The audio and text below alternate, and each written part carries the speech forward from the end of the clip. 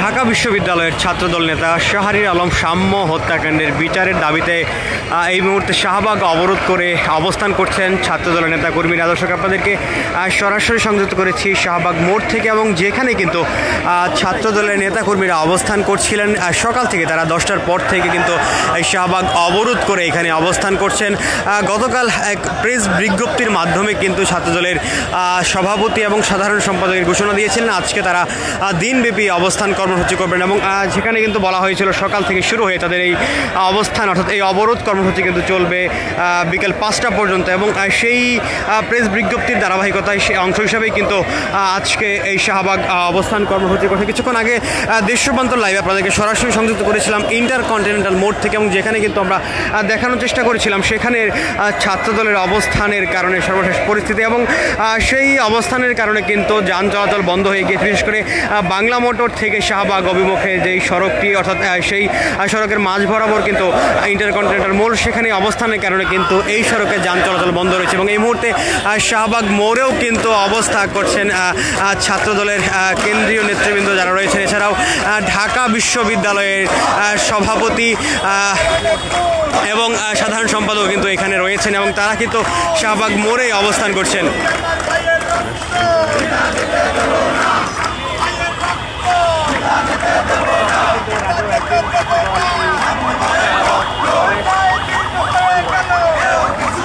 এই মুহূর্তে কিন্তু শাহবাগ মোড়ে উপস্থিত রয়েছেন ঢাকা বিশ্ববিদ্যালয়ের ছাত্রদলের সভাপতি গণেশচন্দ্র রায় সাহস এবং নাহিদুজ্জামান শিপন, তারা কিন্তু উপস্থিত রয়েছেন। এবং কিছুক্ষণ আগে কিন্তু এখানে উপস্থিত ছিলেন ঢাকা বিশ্ববিদ্যালয় ছাড়াও নেতৃবৃন্দ যারা রয়েছেন, এছাড়াও কিন্তু যেই কেন্দ্রীয় ছাত্রদলের যে সভাপতি রয়েছেন তিনি কিন্তু এখানে কিছুক্ষণ আগে বৃষ্টিতে ভিজে উপস্থিত থেকে কিন্তু তিনি তাদের এই অবরোধ কর্মসূচিকে উজ্জীবিত করেছেন, এবং তিনি কিন্তু সেখানে উপস্থিত ছিলেন।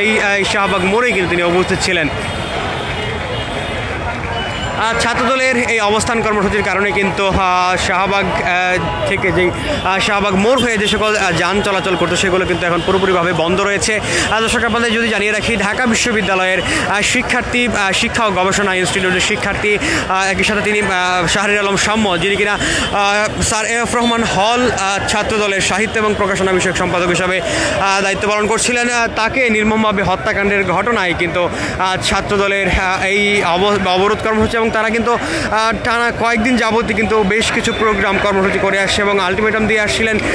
তাদের যেই দাবিটি তারা করছিলেন, আজকে যেই দাবিটি তারা অবস্থান করছিলেন, শাহরির আলম সাম্য হত্যাকাণ্ডের মূল অভিযুক্তকে, মূল ঘাতককে কিন্তু এখন পর্যন্ত গ্রেফতার করতে পারেনি, এবং বিশ্ববিদ্যালয় প্রশাসনে নিরাপদ ক্যাম্পাসের দাবিতে কিন্তু তাদের যে অবস্থান সেটি কিন্তু তারা এখনও আশ্বাস পাননি। তার কারণে দৃশ্যমান কার্যকরী কোনো পদক্ষেপ না পাওয়ায় তাদের এই সড়ক অবরোধ, এবং সেই বিষয়টি কিন্তু গতকাল প্রেস বিজ্ঞপ্তি জানানো হয়েছিল। এবং এই মুহূর্তে কিন্তু ছাত্রদলের কেন্দ্রীয় সভাপতি রাকিবুল ইসলাম রাকিব কিন্তু উপস্থিত রয়েছেন এই স্থানটিতে অর্থাৎ শাহবাগে। আমি একদম শাহবাগ মোড়ে রয়েছি। শাহবাগ মোড়ে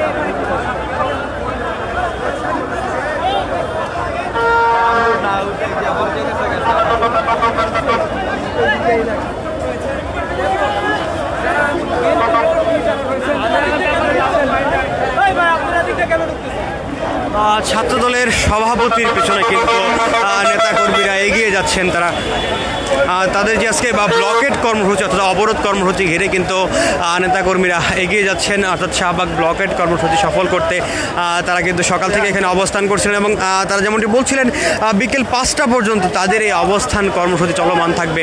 অর্থাৎ শাহরির আলম সাম্য হত্যাকাণ্ডের এই ঘটনায় মূল ঘাতকদের গ্রেফতার এবং সুষ্ঠু বিচার কিন্তু তারা দাবি করছিলেন। তারা বলছিলেন যে নিরাপদ ক্যাম্পাসে তাদের যে দাবিটি অর্থাৎ ঢাকা বিশ্ববিদ্যালয় ক্যাম্পাস, নিরাপদ ক্যাম্পাসের দাবিটি সেটি কিন্তু তারা করছিলেন, এবং সেই দাবিতেই কিন্তু তাদের আজকের এই শাহবাগ ব্লকেট কর্মসূচি।